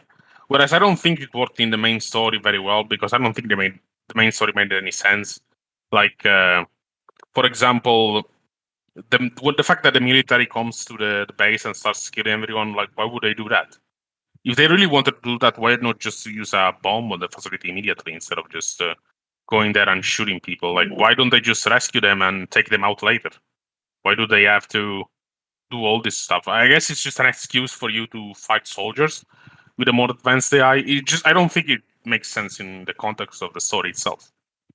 Sure. And it's really weird because again, we keep coming back to this point of people being heavily influenced by the ideas that are popular. I remember I read in another Discord server someone who was making a fan fiction of the 7-hour war in Half-Life 2, which is basically a premise in the Half-Life 2 story, where the Earth is taken over by aliens after a war that lasted only 7 hours, Mm-hmm. and it was thus called the 7-hour war, which is funny because the name was actually a ripoff of the 7-day war, which I think was between Israel and a bunch of Arab states. So the game developers saw that and they modified it to 7 hour and they slapped it in the fucking game. And I always thought it was pathetic. Like it's just an asshole, really. Like it's just dumb. But people actually went out of their way to make a fan fiction explaining what happened during every single minute of the war. So they have this fan fiction Okay. detailing every event that happened during this 7 hours. Like, what the fuck? Bit Like, excessive. Yeah. yeah, like I don't know. Like these are stories that to me are completely uncompelling. But so for so many people, not just in game development, but even in straight up storytelling, they continue to be actually hugely influential. And I don't really see the reason. Like I said, part of it is lack of creativity, like I was saying earlier. Yeah. But part of it is also just, I guess, people seeing what I'm not seeing. Like, I don't really see the reason to bother with this kind of stuff yet. People are all over it. There Okay, has so to be we could something I'm actually, missing. I think we could talk about that actually. That maybe that's like the last big topic we'll touch on this episode because I think it's important to consider. I think this is like a concept in thinking in general, but it's important to consider like it's the that Simpsons. I don't know the character because I don't watch The Simpsons, but there's that Simpsons quote where it's like, "Am I wrong? No, it's the children who are out of touch." Something like that. It's like, well, who's when you there's such an overwhelming like appreciation for something that you yourself can't understand and find actually despicable or like really bad, like really low end, low grade, then how do you sort of justify that? What do you exactly, how exactly do you go about that sort of stuff? And to me, like how do you navigate that space? How do you try to find a reason for it? You have to do that whole steel manning thing where you try to come up with the best possible explanation for whatever the position is, and that's assuming the position is good faith. Because if it's an argument from bad faith, then there's no point in steel manning it. But if like I believe that these people say what when they say this is like one of the best games they've played and they really love the story and they found it really immersive or whatever, I don't think they're lying. So I'll take them at their Oh, word and say, absolutely. okay, these people are making a theoretically good faith argument. Let's explore that. Let's try to come up with what they like. But what has struck me is that none of them can really ever explain why they like it in satisfactory terms. And I'm not saying that I've come up with this like, impossible standard to meet for a discussion, but when they give it reasons for why they like it, and again, I'm trying to navigate this carefully because I don't want to make it sound like I'm just like I'm calling them like idiots or whatever, but it does seem like they haven't thought it through, that they haven't fully thought about what is good or not good about the product. It the answers that they give are very surface level and fall away very quickly. And it's almost like I've already, again, not to sound like I'm fucking holier than thou, but it sounds like the arguments that they give me are oftentimes things that I've already dismissed because of a reason that was very obvious to me, but yet they haven't considered what my eventual response is. So to take it away from Half-Life, to talk about StarCraft 2 instead, like, here's an example that doesn't make any sense. So it's kind of like the same thing that you were talking about, where like, why don't they just bomb this area in Half-Life? The same sort of thing is, you know, Mengsk in StarCraft 2 is supposed to be killing Raynor at some point. Like, that's his goal, is to kill Raynor. Or to at least arrest him. And the only way that they can do that is like through this really overcomplicated plot.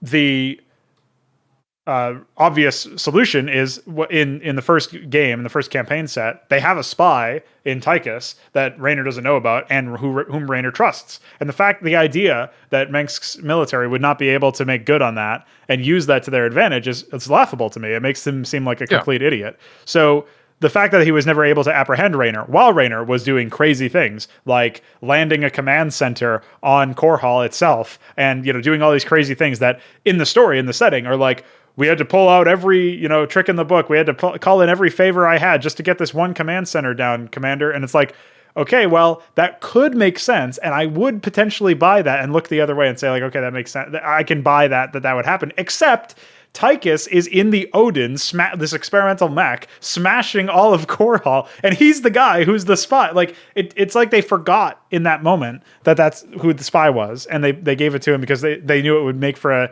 a funny scene. LOL. It's like, oh, cool. He's in the Odin, and he's like the guy who like drinks beer and like, you know, whatever. He's like the redneck almost of the group. So we got to give him the big machine because it'll be like a funny movie scene. Haha. But this isn't a movie. And it also doesn't even make sense because he's literally the double agent, right? And he's working to execute Kerrigan. And also like the plan then is like the apologist NPC approach to respond that I've heard from this is, well, obviously the plan was to kill Kerrigan, not to apprehend Raynor. And that makes sense until there's an actual assault on Core Hall, the capital, and you've just destroyed like one of the major elements of Mengsk's power, which is the whole propaganda arm. Like, you've just embarrassed him. Like, he's not going to, if he takes that and says, well, I could have Tychus just kill Raynor now, but instead I will allow this to continue because even despite the fact that like this is probably worse than any defeat I've suffered in recent history, I'll still allow this to continue just because I need to kill Kerrigan. Like, it just doesn't make any sense. Like, at that point, Raynor is too like, is the pros and cons don't weigh out evenly in Raynor's favor of continuing to exist. So Mengsk has to kill him. Like, it's the obvious approach. Now, there is never a proper response to this. Like, when I point this flaw in the writing out, the response is, well, if Mengsk tried to do that, you could just hyperspace jump forever. It's like, well, I don't, you would still know where he is though. And that would still be, if he was caught in a loop of perpetually running, then at least he wouldn't be able to be a thorn in your side in the same way. So like, it would still actually be better even if you accept that premise. So like, there's never a legit counter argument is what I'm trying to say. And the problem that I have with the way that people who are advocates and apologists for these games and who say that they really like them and that they're really like a lot of the times they'll go the other way and they'll go a step further and say that they're actually great examples of video game storytelling, which I think is where I take particular issue with because it's so easy to dismiss that argument. But a lot of the arguments that people make in favor of these games, in defense of these games, don't end up holding water. And again, it feels like people just haven't even considered these basic logical fallacies in the plots. And as a result, when that stuff is brought up to them, they seem to shut down in terms of a conversational approach. And that's where things get very unproductive and defensive because they interpret attacks on their favorite piece of media as attacks on them, if you know what I mean. Yeah. And that's assuming, again, that it's even an attack. I don't think it's as so ridiculously serious that when I say this game had bad storytelling, I don't interpret that as an attack. Just the same way that if somebody said my game had bad storytelling, I wouldn't say, why are you attacking my game? I would, I personally would be like, oh, interesting. What do you have to say? Maybe I can learn something from this exchange. And, maybe I can, maybe I can't. That's a separate discussion. And that's not even the responsibility of a developer, in my opinion. That's just like me personally, I try to improve. So that's what I'm going to say. But maybe that maybe this person has something useful to tell me. Maybe they don't. I don't know. I got to find out. But if you're gonna just say like, oh, you're attacking, why are you insulted? Just let people enjoy what they want to enjoy. Well, that's all well and good, but if I see, it's the same argument as like, if you're just gonna say stuff that I believe to be false, and I just say, yeah, I agree, then like I'm the fucking asshole in that equation. So obviously, I have to say like, I'm curious as to your justification. The other thing that nobody ever thinks about is maybe one of these arguments or discussions or whatever actually convinces me like, oh shit, actually I didn't consider that. Half-Life is brilliant. Like I don't think that'll ever happen, but it's possible. And so I want to explore absolutely. that. So as long like we don't have to keep a close mind on this. We can absolutely be, like open to other people's interpretations as long as they're honest and convincing, which is the problem, I think. yes. A lot of the time that's not the case. And that's the sad part too, is I'm never when you're in a position like where I'm constantly talking, I find myself talking a lot about the negative aspects of the games industry, and like, oh, it would be nice if like this wasn't so bad, or it'd be nice if we had a good product, or whatever the case may be. Like people will take that and they'll see the track record of me doing that a lot, and they'll make the claim, which is obviously the dumbest claim of all time, that you just hate video games, or just do something that you like. But the point is, like, there's things you can do to try to influence people towards a better direction. And I have some reach on my YouTube channel, so I'll make podcasts like these where I talk with people and we try to navigate these spaces, figure out what's gone wrong, where things have gone wrong, and that's almost like a meta-analysis or discussion of like what can somebody do.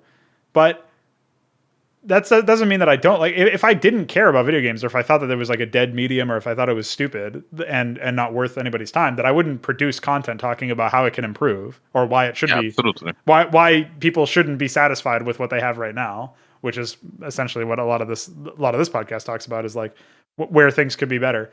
So yeah, to take us back to the topic of like why people seem to find specifically the stories, not just the experiences of playing the games, which is usually hit or miss at best, but the stories as well. Like why do people find it so compelling? This is a puzzle to me, because I don't understand.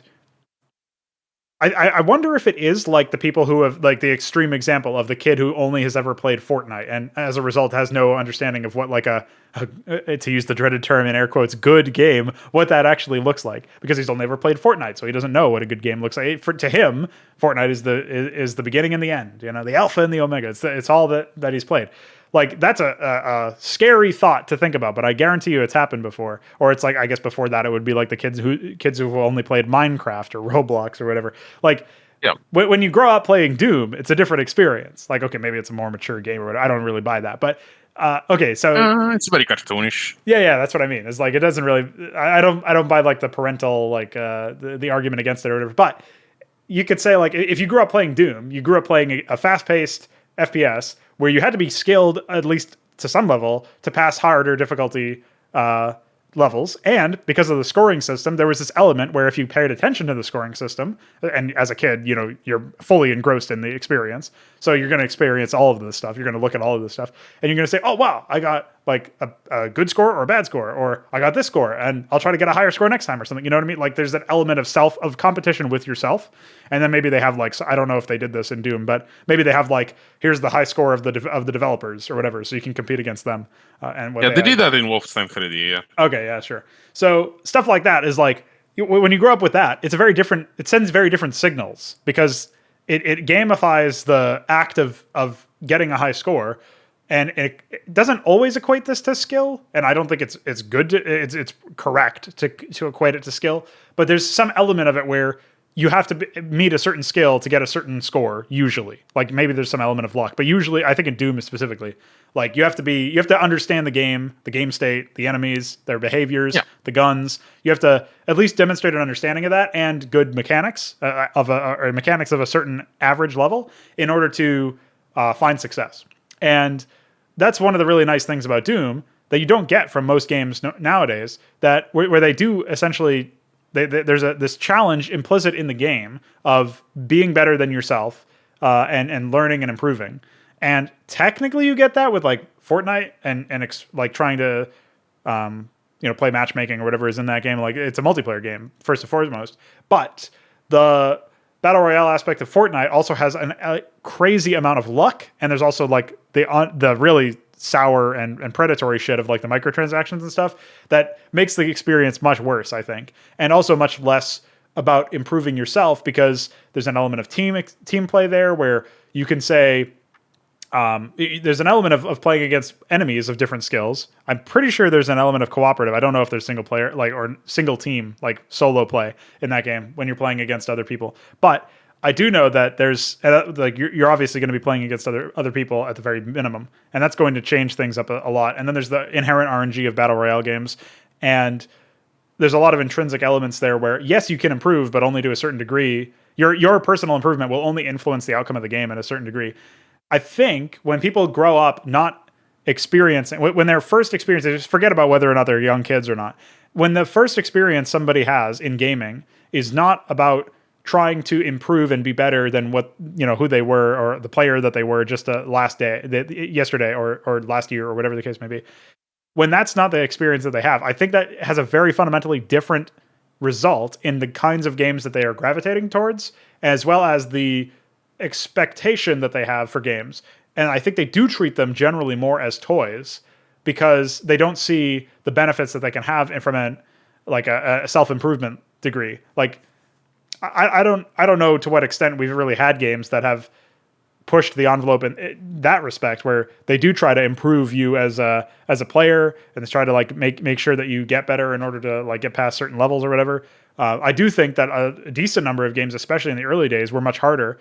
And unfortunately, part of that was due to the fact that when they were arcade games, if they were harder, then you would just get fucked out of your money, but because like they were coin op or whatever. But at least when it comes to like single player games on the old PCs, and it's funny because actually many console games, ports of arcade games, were even harder than the arcade versions. Oh, really? So that's interesting. Yeah, basically some arcade games were definitely quarter eaters, but others were actually balanced. I think it's a case of just some games being good, other games being pretty terrible, as usual. Mm-hmm. I don't think much has changed since then. Right. But yeah, just decided to clarify this, but go on. No, yeah, the core. So the core element for me, when it comes to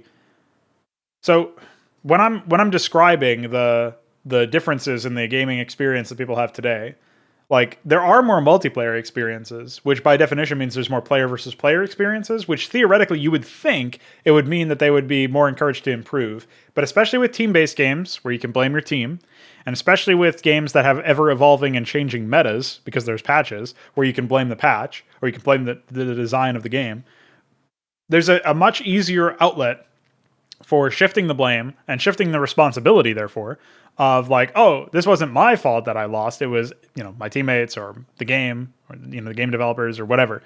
Something external, something that wasn't my responsibility. And at the end of the day, you can't really convince people to not take the easy way out in that respect. That has to come from them internally. They have to say, I'm not going to shift the blame. I'm going to accept responsibility for what I could. But also, these games do remove some element of personal responsibility with RNG, with, just maybe poor design. Could be like bad maps in something like Counter-Strike Global Offensive. Could be, I don't know, like changing the game's balance every week, like League of Legends or StarCraft 2 for a time. So there's an element where it does actually reduce the degree to which a competent player can express that competence.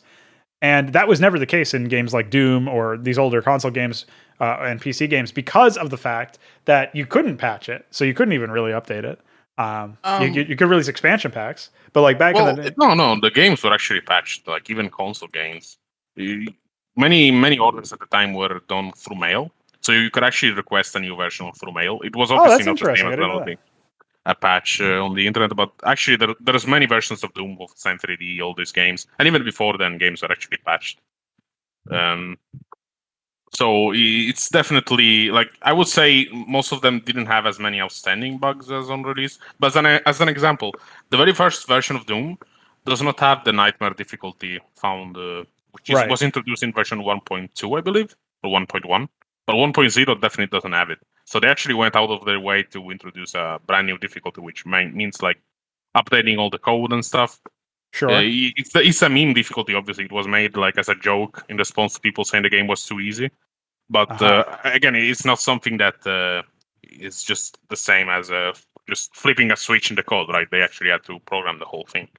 So what I'll say to that is, it sounds like the difference between the patches that were coming out back then and the patches that are here now is there was never an ever evolving metagame and that sort of thing. There was never updates to like change or add brand new content to the level of that we're seeing now with like Riot Games, League of Legends, and their Valorant FPS, where they just add new heroes for you to play as, or new characters or whatever. Or it was never like in StarCraft 2 where they just change like entire units or they add new units or whatever with patches. Like that was if there was going to be something like that, it would be an expansion pack that would add new enemies or something like that.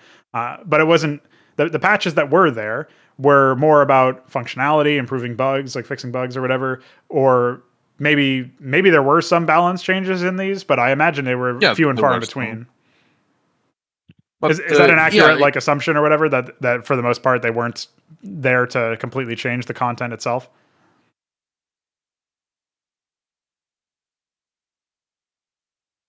Regarding patches, like you would get some new content on occasion.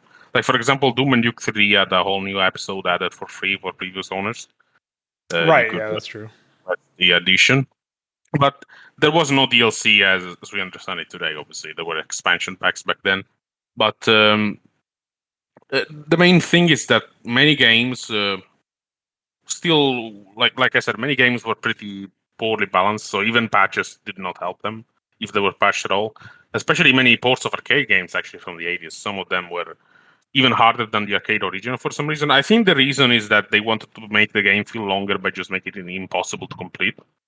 Otherwise, right, you would be in 1 hour and be done with it. So maybe that's why some of them were like that. But otherwise, yeah, patches were definitely a thing that happened even in the 80s, even in the 90s. Right, yeah. And what I was saying was, so obviously I had it wrong that there weren't patches, but as we understand them today, the difference is the patches are targeted more at, it seems anyway. There were like you were just explaining, there were some balance patches, but most of the content, it seems, that was in these patches were bug fixes or the occasional like new chapter or something, and less so focused on completely overhauling the experience, which is what we have in multiplayer games, where you'll have a completely new hero or a completely new overhaul to this race's unit or something in StarCraft 2, where they would just change it all the time. Stuff like that. Yeah. Seems like that was much less common back in the day. Yeah, absolutely. Not to the same degree as StarCraft 2. That game went through like, I don't know, 5 billion phases for every unit, pretty much, from what I've seen. So that's definitely something that happened, unfortunately. Yeah, I mean, just look at, if anybody at home wants to check this out, you can go to any page in the wiki for like Wikipedia, I think it is, for StarCraft 2. And if you just look through the history of patches for certain units, you would be shocked to see how many times these were fucked with. And I think it shows a lack of foresight for the developers, where they just had no idea what was going on. And I think even StarCraft 1 had stuff that was changed over time. I think in the early versions of Brood War, the disruption field lasted way longer, if I'm not mistaken. I actually don't recall the balance changes for every single patch or anything like that. I can't immediately put my finger on something that was. But like there were at least a few, is what I'm saying. Yes, yeah. But never to the same degree as StarCraft 2, though. That's really the right, yeah. And so thing. Right, so the way we got onto this thread was talking about the fact that the developers of these older games had different expectations. So I mistakenly said that they didn't patch or just it wasn't even possible or whatever. I didn't know that you could actually mail order them in. That's pretty interesting. But the idea that I was getting at was, instead of developers considering patches as a way to finish their game in some ways, or completely like overhaul their game in the case of StarCraft 2, obviously, or any of these more like PvP focused games like League of Legends, developers mostly just moved on to other games, and the game that they had, while it did get some maintenance, which is in some cases news to me, which is interesting, didn't have the same basically they didn't have the same expectation. The expectation wasn't there that this game is going to continue changing. So that led to different experiences for the players. And when that expectation came in, that, oh yeah, we're going to have a completely different experience, like a year into development of this game, like it would almost be like Wolfenstein 3D releasing as the stealth game it was initially meant to be, and then getting patched over into the shooter that we all know, or like Doom having the more story heavy approach that you described at the beginning of this, and then being patched out into the experience we know now. That is kind of what it feels like. And because there's this ephemeral aspect to how games are developed now, I feel like that contributes to the lack of like the lack of cohesion in arguments, where people will have this discussion and they'll say, oh, this is like one of my favorite games, but because it was like updated X number of times or whatever. I guess this doesn't really apply to Half-Life and stuff, or even Deus Ex for that matter. But some of the games that are released nowadays, like they change so much. Even single player games will change so much because they just weren't actually finished when they were exiting development. And in that sense, patch culture, if you want to call it that, has really shifted quite a bit. So Yeah, absolutely. I think what it comes down to, the arguments from fans, which we were initially supposed to discuss, the arguments from fans about like, here's why the game is my favorite, or here's what I like about the game, it does end up feeling very surface level. But I think part of that is because the aforementioned expectations are completely different. If something is broken, even from new games, you just wait for a patch to come in and fix it. There's this sickening but true trend where when Death Stranding was coming out, it first came out on consoles, and people were literally saying like, oh good, because the console plebs will beta test it for us PC people. Like it's just an accepted reality now that when you're on when you're playing a game, if it's just come out, you're playing a game that's not finished. People just accept that. And they're not up in arms about it. I guess because it's just so boring now, because everybody's just gotten used to it. But that's really sad to me, because at one point, games were expected to be functional. And I don't know if they're ever expected to be functional, but they're certainly not expected to be functional at the beginning. Everybody always just says, wait for a patch, wait for an update, you know. And that was actually what the people who are still apologizing for Cyberpunk 2077 were saying as well. They're like, oh, just wait a couple months, they'll fix it. It's like, dude, this game came out though. Like, it's released. Surely I'm supposed to be able to play it now. Nowadays, they say, oh, just wait for mods to fix it. Oh, yeah, that's another classic. Jesus. They have evolved. Yeah, the arguments keep morphing.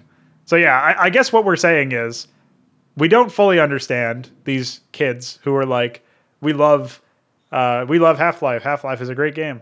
We can't understand them. If you have an argument for Half-Life, post it in the comments, I guess. Yell at us and tell us why we're wrong. But it does feel like it's really difficult to talk with these people because of the aforementioned issue of them interpreting disagreement or distaste for a game that they like and advocate for as like a distaste for them as a human being almost. You know what I mean? Like I think another part of this is that people get attached to individual games for longer now, although this was still a phenomenon from back in the day before patches.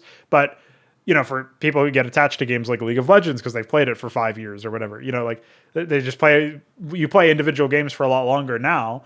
And if you don't think about things critically to the same degree as you maybe should or you could, the result is that you associate a big part of your association with that game is your personal memories with it. And if somebody insults the game or thinks poorly of the game, that's interpreted as not just thinking poorly of you, but thinking poorly of you for 5 years because you've played the game for 5 years. And you get this like, it's kind of like the phenomenon of buyer's remorse, but I think it's sort of multiplied by the fact that you've been playing this game for so long that it's buyer's remorse and also time spender's remorse. You know what I mean? It's like, holy shit, I've been playing this game for so long, and this guy just said it's bad. Like, what? You know, like, yeah. I don't think that necessarily people are interpreting that as, what if he's right and I've wasted my time? Oh, no. But there's an element of like, almost like you have to defend it. It's a formality because you're not really defending it or just defending it. You're also defending yourself and your decision for the past 5 years. And I feel like that's only going to get worse the longer games go on. I don't know what you think about that, because I guess it's weird for us specifically because like I've played Brood War for so long, you've played these classic FPS games for so long, but if somebody criticizes them as we've done to these games ourselves, like we don't respond like how dare you. If anything, we're like yeah, and you know what else? Here's something else that's busted about. Like we have even Yeah, more exactly. like that We're ready we're to. harsher critics than they are almost. You know what I mean? So like it's really weird for me because people will say, and this is another trend that admittedly has fallen out of favor, at least in my personal experience recently. But people used to say, "Well, what about Brood War? That game sucks." And I'm like, "Well, it definitely has some problems." And like, I don't respond the same way that they do, but they almost like take that as it reveals where their headspace is at for me because they're literally saying like, "You're going to insult my favorite game. Well, I'm going to insult what I think is your favorite game." And it's like, well, at that point, you've just evolved into like shit slinging instead of actually discussing stuff. So there's not even any value. So yeah, I guess maybe we've just been grossly unlucky, horribly unlucky, and everybody we've talked to has just been like the worst kind of discusser, the worst kind of person to have a debate with or just a discussion with. And they've resorted to like this sort of emotional response instead of actually being interested in discussing the game. I don't know. I really don't. I can't think of anybody I've met who's been a fan of a game and has had arguments or what's the term? Like they've defended their position, but not devolved into defending who they are as a person. And I think that's a really sad trend because it would be nice to just be able to talk about like earnestly and with an open mind and all this other stuff about games that we like or don't like and be able to make heads or tails of why they are good or not good in our opinions. And I just don't understand why that's like a fucking lost art. I don't know. That's a very weird place to have gone to in our conversation here. But maybe you have some thoughts, Dynamo. Well, unfortunately, many people tend to take games very seriously, especially in my experience games that they have nostalgia for. Mm-hmm. Like some days ago, maybe some weeks ago, I don't remember. I basically just said a Super Metroid as pretty dull level design, and some people took it very very personally. Like I wasn't even anticipating that. I was not even calling it a bad game. I just said it's a bit dull. It's a bit boring. But it's not terrible or anything. And some people got pretty upset at my claim. I was actually a bit taken aback. And then I remembered that, yeah, people take this, not everyone, obviously, but many people take this kind of stuff very, very seriously, way more than they ought to. I don't know why. Maybe they're just way too attached to the nostalgia for certain games. But I don't know. Like you said, if people act like this, they're definitely not.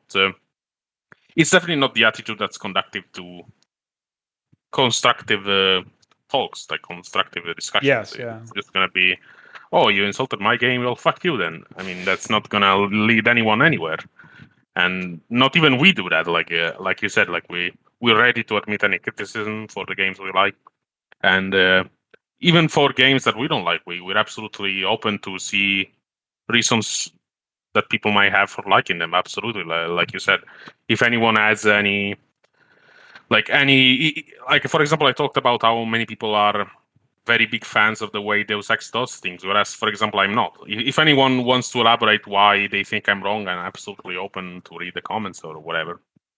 So it's definitely not. If there's gonna be like a wall being raised, it's not gonna be by us, basically. Is what I'm Sure, saying. yeah. It's gonna be by people who, for some reason, decide to base their own identity around a video game, which is not something that's healthy to do. Yeah, probably not my not something I would recommend doing for sure. So I'll say like there's definitely a reason why people like this stuff. And it can't be that it's just like I it could be, but it feels unlikely that these games that we don't see much value in are in actuality completely like devoid of value. But I feel like a lot of the value people have applied to these games must be external to the game itself and more about what they brought to the experience. And I would be interested in again seeing some arguments that some positions argued and defended that again poke holes in this theory because I'm fully admitting I don't know and I'm just shadowboxing and I'm trying to come up with like a theory that makes sense based on what I'm seeing in the world. But it would definitely be interesting to see what people have to say about that. So yeah, calling all apologists, and for sure, like, I guess to give the devil their due, right? Like, I can very easily be sound like I'm being a reductive idiot, and maybe I actually am being a reductive idiot in a lot of cases where I'm just like, well, this game fucking sucks, it's stupid, and I just sound like the average, like, YouTube idiot who's complaining about stuff. I fully admit that I have that tendency sometimes, although a lot of it is overblown for the sake of like dramatic or comedic effect, we'll say, where I'll experience something and then just like be blown away that's simultaneously an experience I just had and also in a game that is critically acclaimed and fan has a lot of fan acclaim behind it as well. Like that's what gets me. It's sort of like the Flame Knives effect where everybody's like, this campaign is so epic, or Legacy of the Confederation would be an even better example where people are like, this is an epic campaign, I love this, and I'm like, okay, well, this was one of the worst experiences I've had in all of history of playing custom content. Yeah. So you want to explain that one, buddy? So like, yeah, I'll sometimes make overly bombastic reactions for the intent and express purpose of like of sort of encapsulating my emotions in the moment, and then later on when I, hopefully I'm able to be a bit more cogent in a review. But yeah, I think the core understanding that comes from that is like we're not here just to shit on stuff, and again, interpreting criticism as that emotional core that's not what it's intended to do. It's not intended to spark drama or to insult people, to hurt people's feelings. It's intended to explore a game that we don't personally understand why it's been successful, or at the very least acclaimed, and we would like to know more about it. And so we're putting our case forward in that sense. So yeah, hopefully that clears some stuff. I really don't think it should need to be said, admittedly, and it is a little ridiculous that I have it seems to be a requirement now. But hopefully it cleared some things up. And yeah, I guess that's. Yeah. I mean, the story side of things definitely super puzzling because it's sort of like the Fortnite. Oh, that was why I brought up Fortnite to begin with. It's sort of like the Fortnite example where they've only played Fortnite. This imaginary child who has suffered a lot because he's only ever played Fortnite. I imagine it's almost like people haven't experienced a good story, or they haven't analyzed a good story, and they don't know what makes a good story work. And to that extent, they don't have the context necessary to separate. It would be like if somebody really liked the Star Wars prequels or something. You know what I mean? Like that sounds ridiculous, but it's like if you really like those but didn't see what the originals had, maybe that's because you got your wires crossed early in development or something. You know what I mean? Like maybe it's just because you didn't experience the something good, and so your whole perception is kind of skewed, and you should do some research on that. I don't know. Maybe you have some more thoughts on why that is, or why that could be. But it does feel like maybe people just don't have the tools necessary. They don't have the past experiences with better stuff necessary to make it work. What do you think? That's a big thing. And again, like we said earlier about the games we don't like, people being free to comment. I feel like when it comes to game stories, that's really something that would actually benefit us a lot in this kind of discussion, to have the perspective of someone who likes Life is Strange, who likes Deus Ex, and can explain why the writing works, why the storytelling works, why they felt immersed, and really, why they got attached. They feel immersed and attached in this kind of product. And I think it would be really nice to see the perspective of someone who can be honest about it. Personally, when it comes to like stories in video games and stuff, like I'm obviously not gonna be like the person who is able to assess them properly by the mere fact that I don't really see the appeal in most of them. So I'm not gonna be able to say, oh, among all these game stories, this one is a bit better than the others. To me, they're just all fucking terrible, at least from what I've seen. Every time I see a game story, I compare it to the movies, first of all, to movies that I've watched, which typically tend to have way better writing, way better, setting, but also to books that I read, which are typically books based off real stories, and the characters feel a lot more, alive and real, just by the fact that they're real people, right? The books are telling the stories of real people. So, for example, I know this is pretty distant from games, but I recently read a book about the war in Congo, which happened some years ago, like a few decades ago. And it basically talked about all the militia leaders that were operating, and it outlined their personality. It outlined their actions, why they were acting the way they did. It gave a lot of anecdotes to explain their mentality and the way of they thought, but it also gave a general overview. And in general, you're left with the perception that you more or less understand the type of person that is being described in the book. Whereas in a case like what you described about the StarCraft 2 characters, like Tychus or whatever, Yeah. they're all just a bunch of buffoons with no real motivations beyond what the epic and cinematic moment of the scene they're in requires them to do.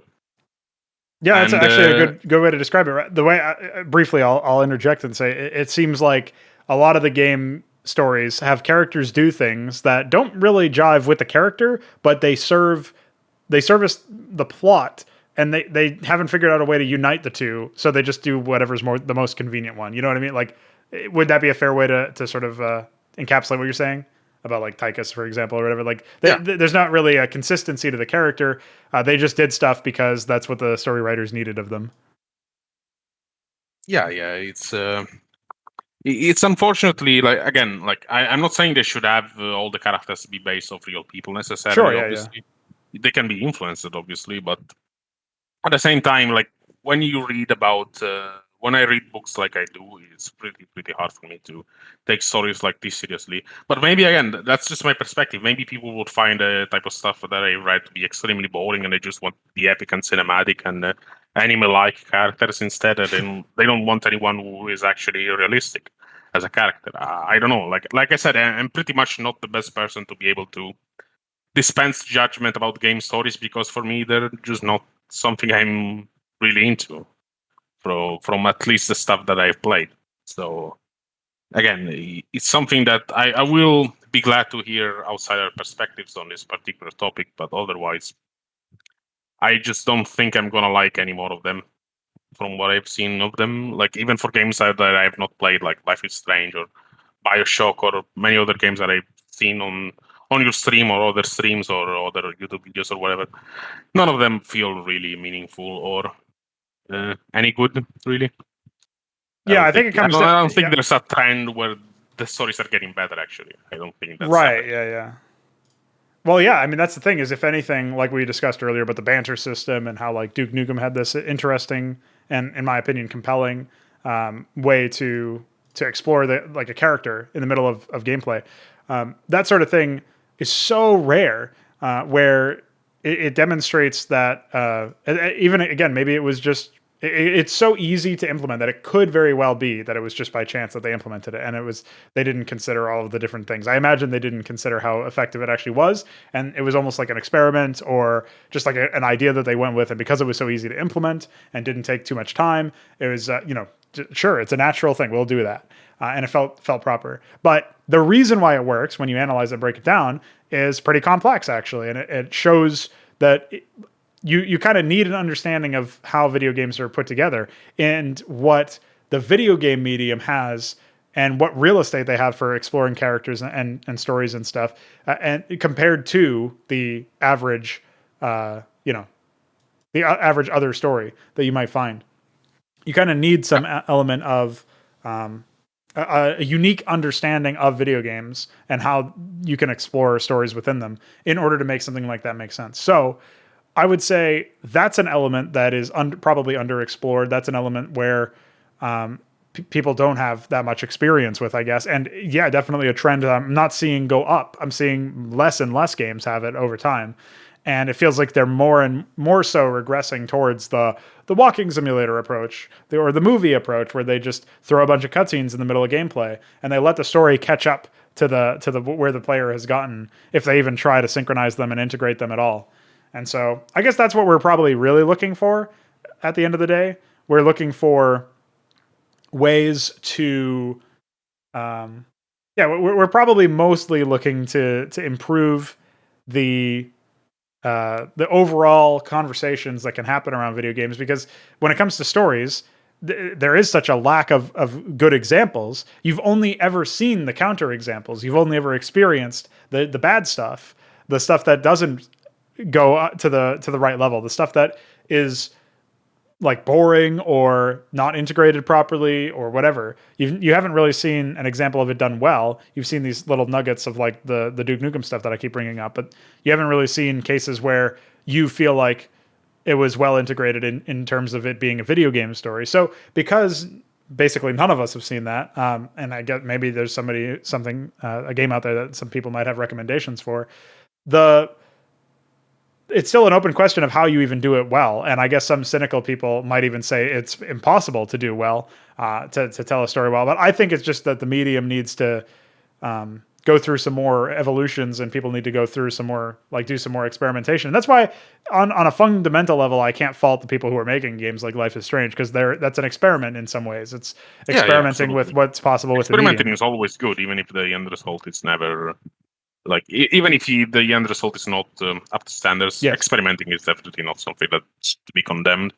No, absolutely, because that's the method that you get to something high quality with. So of course, but yeah, ultimately, I think the fundamental approach of trying to understand the stuff is good, and I'm glad we were able to at least make our own cases as to why we've been unsatisfied with game stories, and hopefully we can be proven wrong. But it does feel like instead of a normal, like history has told us that mediums like film and obviously books for a lot longer, they go through these phases where the medium gets more and more refined, and you learn more about the rules. And then there's obviously some people who do experimental stuff that maybe doesn't fit the rules or whatever, and that can go either way. Maybe in some cases they might develop this brand new technique or something that's really effective, or reintroduce something that was thought to be lost. But it doesn't feel like that happens with games. It feels like, if anything, people are, even if they are experimenting, they're not doing so in a way where it's very fruitful.